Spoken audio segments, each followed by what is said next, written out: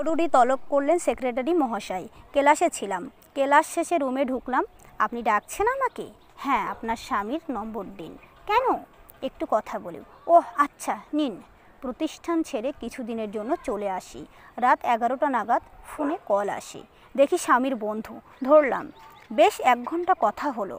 কথার মাঝে যেটা বুঝলাম, স্বামী আমার নামে অনেক বাজে কথা বলেছে।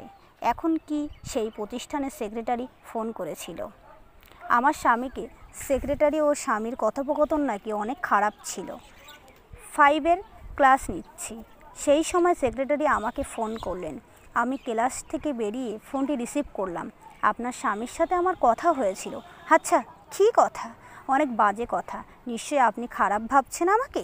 একজন মাদ্রাসা প্রতিষ্ঠানের সেক্রেটারি এই কথা বলতে পারেন? আপনি আমাকে ক্ষমা করবেন। আমি আপনার স্বামীকে বারবারই এই কথাটি বলছিলাম। আপনার স্ত্রী আপনার নামে একটি বাজে কথাও বলেনি। সে কিন্তু বারবারই অবাক হচ্ছিল। অবাক হওয়ার পেছনে সে নিজেকে ভালো হওয়ার দাবি করতেই পারেন। আমি আমার বিবেক দিয়ে এই কথাটি বলতে পারি। আপনি আমার সম্পর্কে যে কুধারণা মনে পুষে রাখবেন বা অন্যকে বলবেন, তাতে আমার কিচ্ছুটি যায় আসে না। আপনার খারাপ বলার অধিকার আমার নেই, কারণ গায়েরে মাহরম পুরুষ আপনি। আপনি স্বামীকে বলেছিলেন আমি বাজে কথা বলিনি স্বামীর নামে। কারণ হলো, আমি আমার স্বামীর গোপন কোনো কথা বলি না। সে আমার স্বামী, সৃষ্টিকর্তা এই অধিকার আমার দেয়নি। ডিভোর্স হয়েছিল, আমাদের সম্পর্কটা টেকেনি। 2 বছর পরে প্রাক্তন স্বামীর ফুফুতো বোনের সঙ্গে দেখা হয়েছিল। ফুফুতো বোনের সাথে প্রাক্তন স্বামী গল্প করেছে, ডিভোর্সি স্ত্রী ও পরিবাররা তার নামে নিন্দা ও সমালোচনা করে না, তাই নিয়ে খুব গর্ববোধ করে। আর এটাও বলেছে স্বামী হিসেবেও স্ত্রীর কোনো অভিযোগ ছিল না।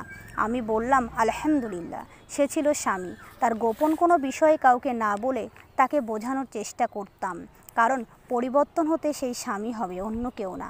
তাহলে অন্য কেউ জানবে কেন? সে কিন্তু আমার ক্ষেত্রে করেনি। এখন সে গায়রে মাহরাম পুরুষ। এখন তো আর সম্পর্ককে কিছু বলার দরকারই পড়ে না। সে কিন্তু ভাবেনি। ইনশাআল্লাহ তার কোনো খারাপ কিছু বলিব না। কলমে ও কণ্ঠে সালমা।